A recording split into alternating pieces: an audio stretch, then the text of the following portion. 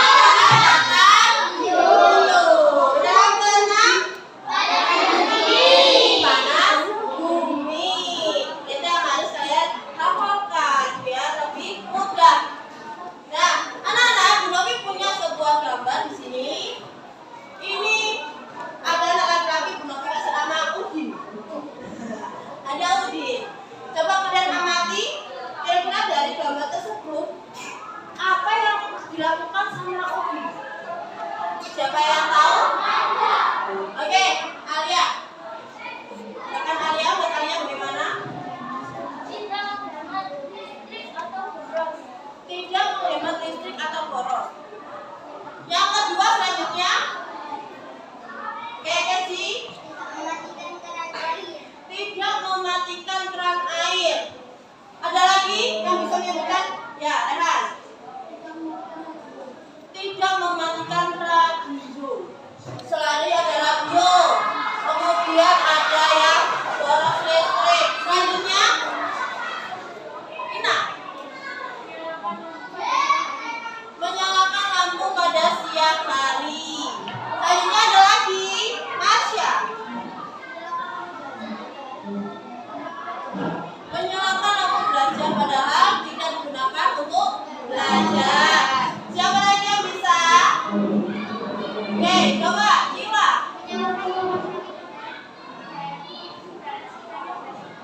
Oke, benar. Ada lagi? Siapa yang terakhir? Oke, Fania. Ya, benar sekali. Oke, tolong bantukan kita nih. Bisa menjawab? Oke, nah tadi sudah dijelaskan sama teman-teman kalian. Kalau si Udin itu boros sekali sama listrik, ya, dia tidak mematikan keran air, sehingga mengakibatkan airnya penuh. Bisa apa? Bisa banjir kamarnya. Kemudian dia menyalakan lampu di siang hari. Ya. Kemudian menyalakan lagi lampu belajar padahal tidak digunakan. Menyalakan radio, menyalakan televisi padahal tidak dilihat maupun didengarkan. Nah, apa yang dilakukan Udin ternyata? Main game. Jadi Udin fokus main game. Tidak melihat apa yang sedang dia lakukan yang lainnya. Jadi sebelumnya listrik itu menggunakan batu bara. Tapi kalau batu bara maka digunakan akan cepat habis. Nah, kan hari itu sumber alternatif yang digunakan yaitu ada 3 di sini. Coba saya kita menyebutkan ada apa saja. Jadi ada energi surya, air dan angin. Itu bisa dimanfaatkan untuk membangkit listrik. Pertama, ada energi apa? Energi surya atau bisa dikatakan panas matahari. Nah, siapa yang bisa membantu Bu Novi membacakan yang ada di depan? Saya, Bu. Oke, ayo silakan. Pembangkit listrik tenaga surya adalah pembangkit listrik yang mengubah energi surya menjadi energi listrik.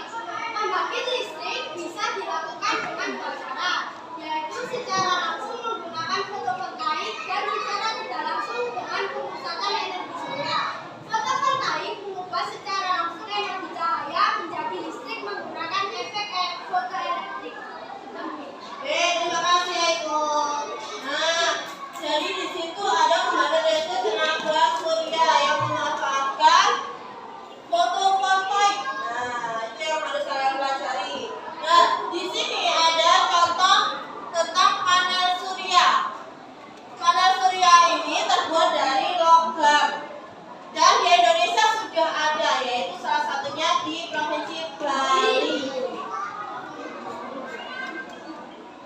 Sekarang biar kalian lebih paham, bisa diperhatikan video di depan. Sebelumnya siapkan alat tulis kalian dan buku kalian. Nanti bisa dicatat hal-hal yang penting yang ada pada video.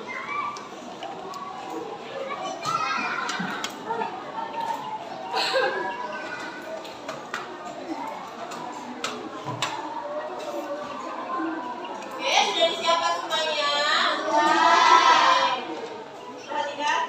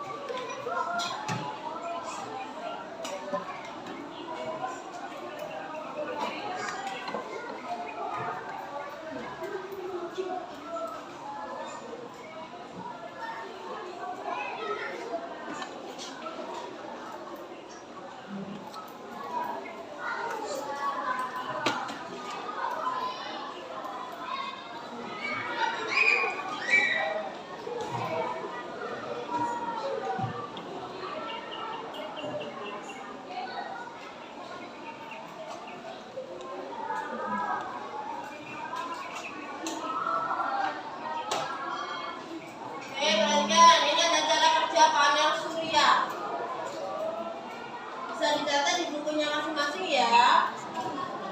Dimulai dari panel surya, yaitu menangkap energi matahari di siang hari dan mengubahnya. Kemudian ada alat pengontrol, mengontrol arus listrik ke inverter dan baterai. Apa ayo? Oke, supaya perhatikan, dicatat hal yang penting di buku tulis kalian. Nah, ini adalah cara kerja panel surya.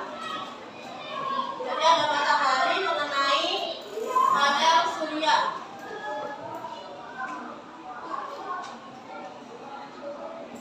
Nah, dicatat.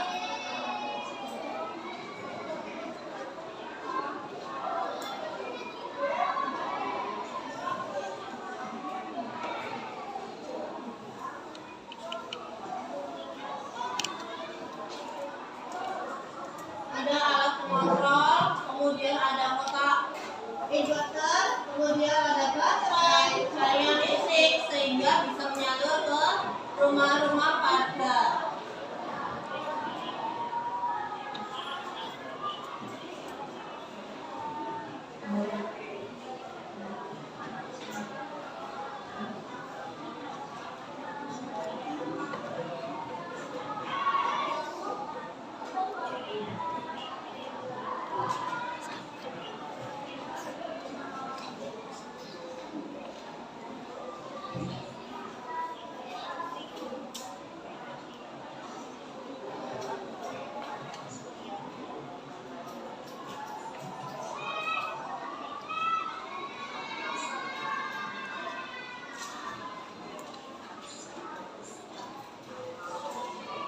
Nah,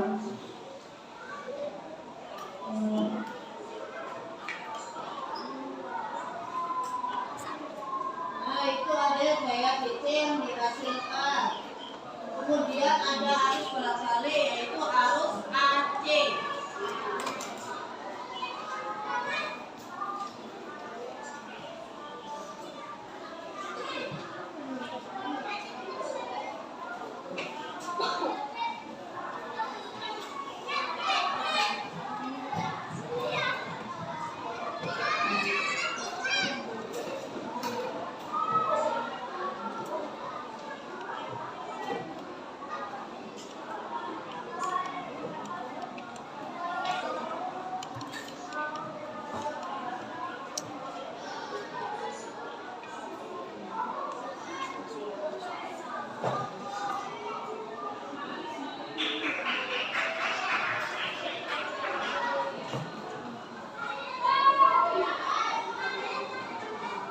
Ya, anak, berikut adalah skema pemanfaatan energi panas matahari.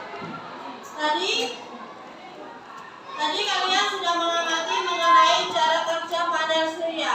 Ada apa saja? Dimulai dari panas matahari, kemudian terkena panel surya. Kemudian dari panel surya tadi ada kota inverter. Ada kota inverter, kemudian ada apa lagi? Baterai. Apa lagi? Ada baterai, kemudian jaringan listrik hingga menyalur ke rumah-rumah warga. Nah, sekarang Bu Novi punya sebuah lembaran di sini. Nah, ada gambar yang sama persis seperti ada di layar. Bu Novi punya skema pemanfaatan energi panas matahari. Di sini ada 5 langkah cara kerja dari sinar matahari hingga bisa menghasilkan energi listrik. Ada berbagai warna di sini. Di sini ada warna hijau, kuning, biru, oranye, muda, dan oranye yang agak tua. Oke, nah, siapa yang berani maju di depan untuk menempelkan dan membantu Bu Novi untuk melengkapi skema pemanfaatan energi panas matahari? Siapa yang bisa? Oke, Safa Ahmad, silakan maju ke depan.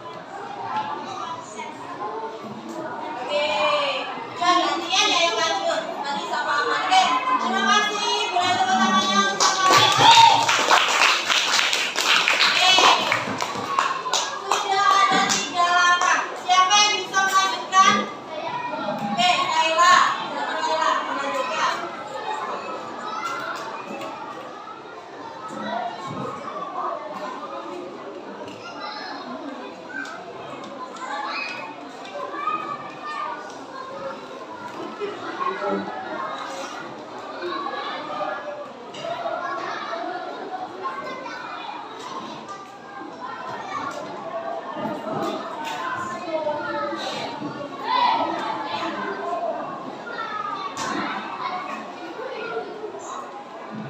keempat yaitu kotak IPS membuat SDG menjadi alat bolak-balik AC. Oke, terus yang kelima terakhir.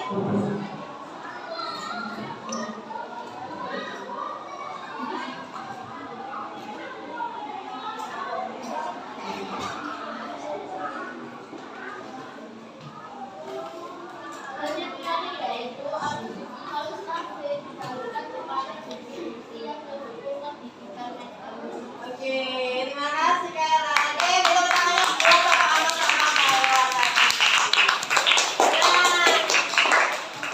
jadi ini adalah 5 langkah yang bisa dihasilkan dari energi matahari, dari panel surya, kemudian panel surya yang mengubah energi arus searah DC, kemudian dari DC dari kota inverter, kemudian merubah DC menjadi arus bolak-balik yaitu AC. Dari arus AC tadi disalurkan ke panel distribusi yang terhubung ke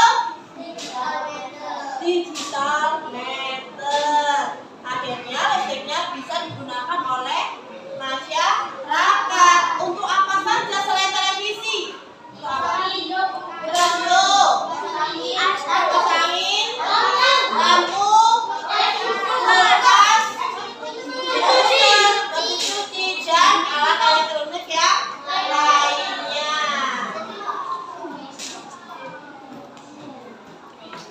Nah, sekarang kalian tahu tidak bagaimana sih cara menghemat penggunaan energi listrik tadi? Siapa yang tahu caranya? Oke, Anas, silakan. Apa, Anas? mematikan lampu atau benda ruangan cahaya. Wah, benar sekali. Mematikan lampu apabila sudah cukup cahayanya. Selain Anas. Oke, Sautri. Mematikan kipas angin atau AC ketika berada Ya, matikan kipas angin atau AC apabila udaranya sudah sejuk. Selain Anas dan Safa Putri, siapa lagi yang bisa? Oke.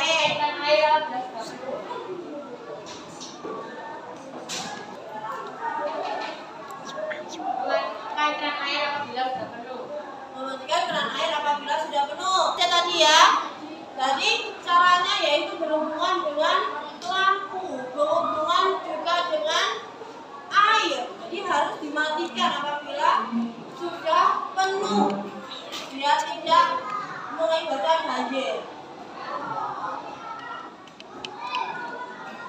Nah, anak-anak, informasi apa yang sudah kalian peroleh tentang sumber alternatif energi listrik? Tadi kita sudah belajar apa informasinya? Oke, bagus. pemanfaatan energi listrik disalurkan ke Memanfaatkan energi listrik untuk disalurkan ke rumah sehingga bisa digunakan untuk alat elektronik yang dimilikinya.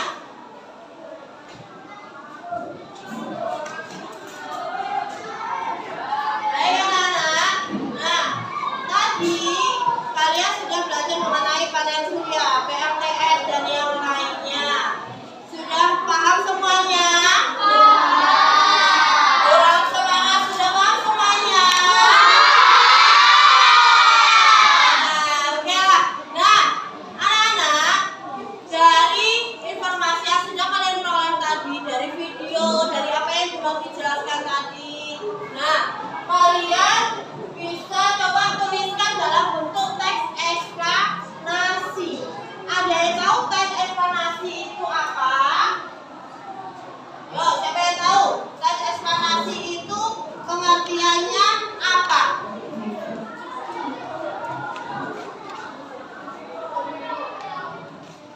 Oke, Zara. teks eksplanasi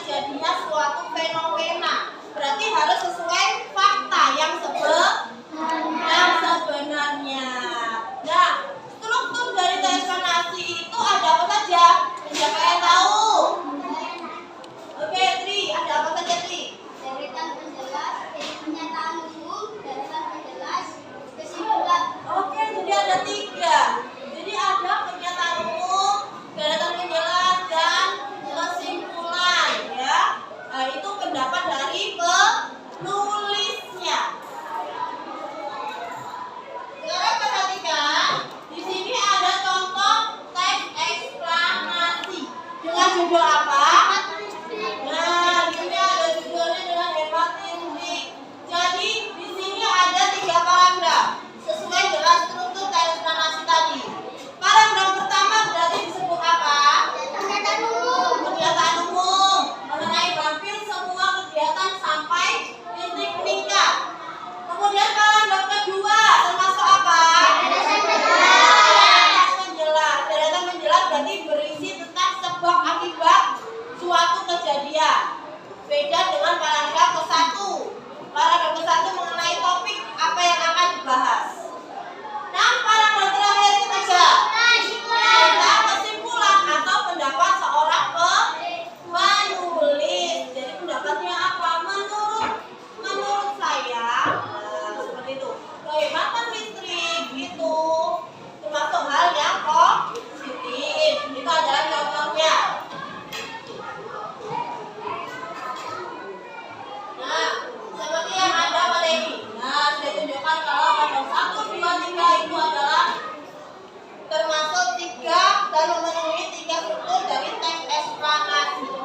Anak-anak, dari sini Bu Novi minta sekarang dibentuk sebuah kelompok. Ya, satu kelompok berarti berisi 5 sampai 6 anak. Ya, silakan berkumpul dengan kelompoknya.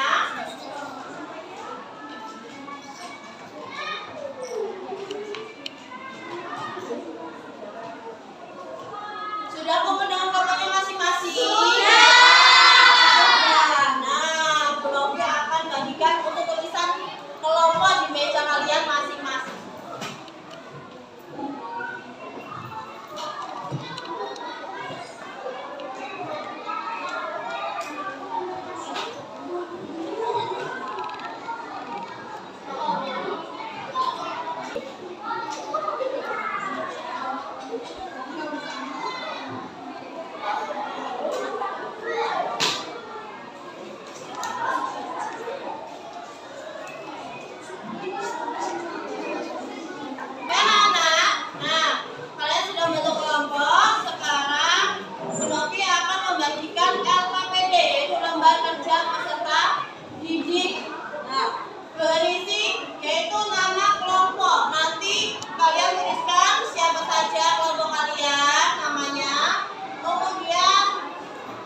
Pembelajarannya yaitu dengan diskusi nanti kalian mampu menuliskan teks eksplanasi sesuai struktur dan unsur kebahasaan yang benar.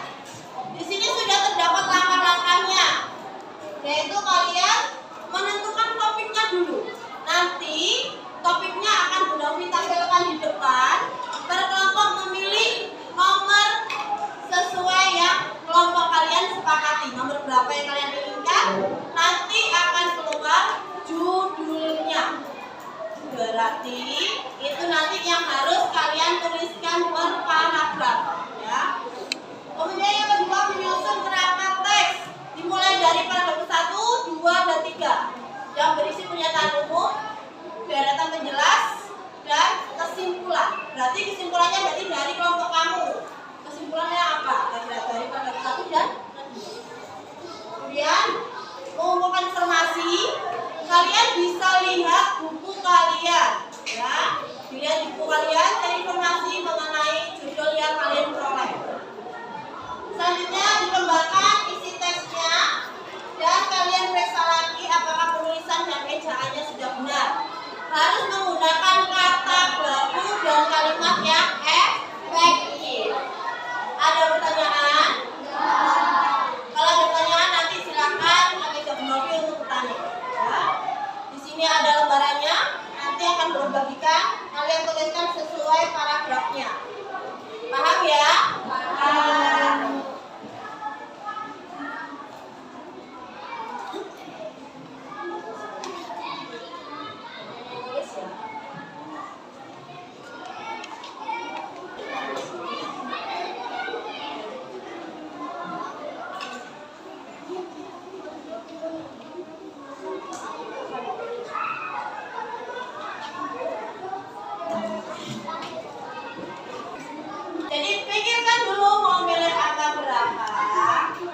Novi mulai dari kelompok 1. Ya. Oke, kelompok 1 mau pilih nomor berapa? 1. Oke, pilih nomor 1. Kita lihat judulnya yaitu panel surya. Sudah ditulis di KPD-nya. Kelompok 2 pilih nomor berapa? Pilih nomor 3. PLTS. Kelompok 3 nomor 4, yaitu tentang peran listrik. Kelompok 4 5 tentang sumber alternatif. Kelompok 5 pilih nomor 2 dengan judul hemat listrik. Nah, dari sini silakan dikerjakan. Boleh dicari buku catatan kalian. Dicari di buku tematik juga boleh. Silakan dikerjakan bersama berkelompok. Ya, saling membantu satu sama lain. Gantian nulisnya.